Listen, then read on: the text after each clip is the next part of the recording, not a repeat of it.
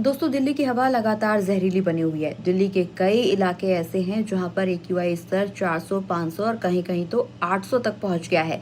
ऐसे में दिल्ली सरकार लगातार प्रयास कर रही है कि किसी तरह से दिल्ली का प्रदूषण कम हो, जिसको लेकर के तमाम तरह के नियम भी बनाए जा रहे हैं। हालांकि दिल्ली सरकार की तरफ से दिल्ली में ग्रैप 3 का नियम लागू है, जिसमें कई तरह के प्रतिबंध लगाए जाते हैं।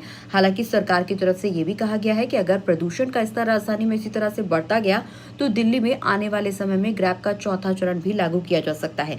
क्या होता है ग्रैप का चौथा चरण? दरअसल ग्रैप के चौथे चरण के मुताबिक अगर राजधानी में कहीं पर भी निर्माण कार्य कराया जा रहा है, चाहे वो घरेलू हो या फिर सरकार की तरफ से कराया जा रहा हो, उसको लेकर के प्रतिबंध लगाया जाता है। तो दिल्ली में हर तरह के निर्माण कार्यों पर प्रतिबंध लगाने का मतलब है ग्रैप 4 लागू हो गया है। लेकिन ऐसे में सरकार के इस कदम को उठाने से पहले सुप्रीम कोर्ट की तरफ से बड़ा फैसला लिया गया है। जी हाँ, दिल्ली सरकार के इस फैसले को गलत ठहराते हुए सुप्रीम कोर्ट ने फैसला सुनाया है कि प्रदूषण को कम करने के लिए सरकार जो हो सकता है अपने स्तर पर ठोस कदम उठाए, लेकिन ग्रैप के चौथे चरण को लागू करना, यानी अगर किसी तरह के निर्माण कार्यों पर आप रोक लगाते हैं और इस तरह से दिल्ली के काम प्रभावित होते हैं, तो ये सही नहीं है। सुप्रीम कोर्ट ने दिल्ली सरकार से ये निर्देश देते हुए कहा है कि आप पॉल्यूशन को कम करने के लिए ठोस से ठोस कदम उठाएं, लेकिन निर्माण कार्यों को प्रतिबंधित करना, रोक लगाना, ये जायज तरीका नहीं है दिल्ली के प्रदूषण से